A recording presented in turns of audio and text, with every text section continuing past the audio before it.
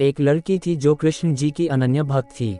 बचपन से ही कृष्ण भगवान का भजन करती थी, भक्ति करती थी।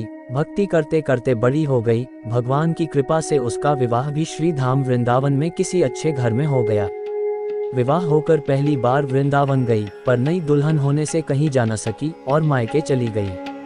और वह दिन भी आया जब उसका पति उसे लेने उसके मायके आया। अपने पति के साथ फिर वृंदावन पहुंच गई।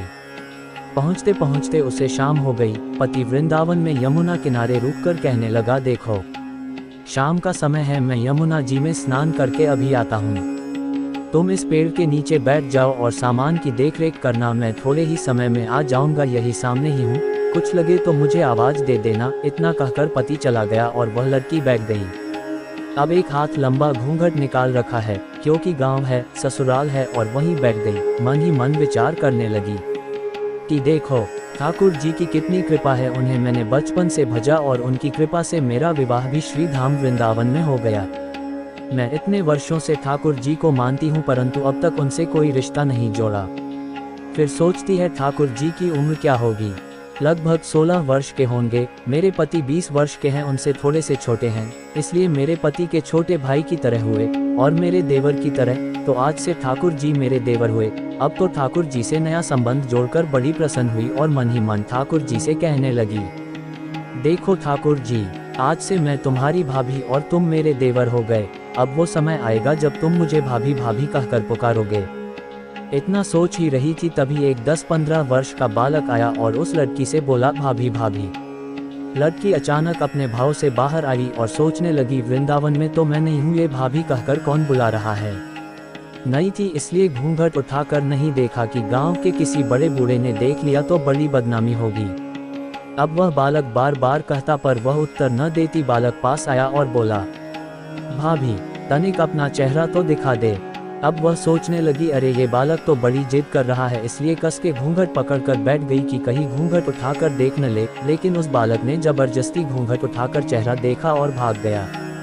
थोड़ी देर में उसका पति आ गया। उसने सारी बात अपने पति से कही। पति ने कहा, तुमने मुझे आवाज क्यों नहीं दी। लड़की बोली, वह तो इतने में भाग ही गया था। पति बोला, चिंता मत करो, वृंदावन बहुत बड़ा थोड़े ही है। कभी किसी गली में खेलता मिल गया तो हड्डी पसली एक कर दूंगा, फिर कभी ऐसा नहीं कर सकेगा। तुम्हें जहां भी दिखे मुझे जरूर बताना। फिर दोनों घर गए। कुछ दिन बाद उसकी सास ने अपने बेटे से कहा, बेटा देख, तेरा विवाह हो गया, बहू मायके से भी आ गई, पर तुम दोनों अभी तक बांके बिहारी जी के दर्शन के लिए नहीं गए। कल जाकर बहू को दर्शन करा कर लाना। अब अगले दिन दोनों पति पत्नी ठाकुर जी के दर्शन के लिए मंदिर जाते हैं। मंदिर में बहुत भीड़ थी। लड़का कहने लगा, देखो तुम स्त्रियों के साथ आगे जाकर दर्शन करो, मैं भी आता हूँ। अब वह आगे गई, पर घूंघट नहीं उठाती। उसे डर लगता कोई बड़ा बूढ़ा देखेगा तो कहेगा, नहीं बहू घूंघट के बिना घूम रही है।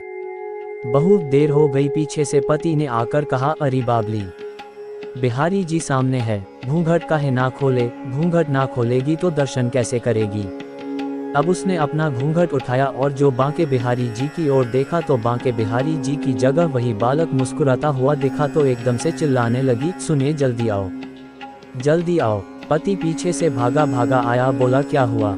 लड़की बोली, उस दिन जो मुझे भाभी भाभी कहकर भागा था, वह बालक मिल गया। पति ने कहा, कहाँ है, अभी उसे देखता हूँ। तो ठाकुर जी की ओर इशारा करके बोली, ये रहा, आपके सामने ही तो है। उसके पति ने जो देखा तो अवाक रह गया और बोला, तुम धन्य हो, वास्तव में तुम्हारे हृदय में सच्चा भाव ठाकुर जी के प्रति है। मैं इतने वर्षों से वृंदावन में हूँ, मुझे आज तक उनके दर्शन नहीं हुए, और तेरा भाव इतना उच्च है कि बिहारी जी के तुझे दर्शन हुए।